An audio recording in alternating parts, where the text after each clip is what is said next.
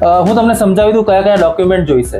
સૌપ્રથમ ફોટોગ્રાફ, તમારું PAN card, તમારું આધાર કાર્ડ. આધાર કાર્ડમાં અત્યારે જ્યાં રહો છો ત્યાંનું એડ્રેસ અપડેટેડ હોવું જરૂરી છે.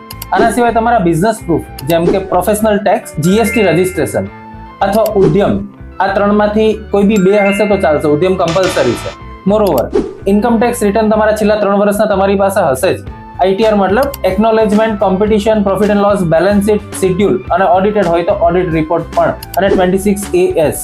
મોરઓવર તમારા જેટલા બી બેંક એકાઉન્ટ છે જેમ કે સીસી છે, ઓડી છે, કરંટ અકાઉન્ટ ઓર તમારા સેવિંગ્સ અકાઉન્ટ અથવા જેમાંથી તમારા હપ્તા જાય છે, દરેક બેંક સ્ટેટમેન્ટ હાલની રેટથી છેલ્લા 1 વર્ષ સુધીનું પીડીએફમાં બેંકમાંથી ડાયરેક્ટ ડાઉનલોડ કરેલી કોપી તમારે આપવી જોઈએ. મોરઓવર તમારી જે લોન ચાલુ છે એના વેલકમ લેટર અથવા લોન સ્ટેટમેન્ટ જે બી અવેલેબલ હોય એ તમે મને આપી શકો છો.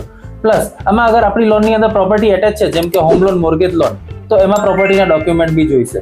તમને માહિતી હોપફુલી બધી કમ્પ્લીટલી ક્લિયર સમજાઈ ગઈ હશે. તો પેજ ફોલો કરો ને યાર, ઇન્ફોર્મેશન ફ્રીમાં છે. Thank you.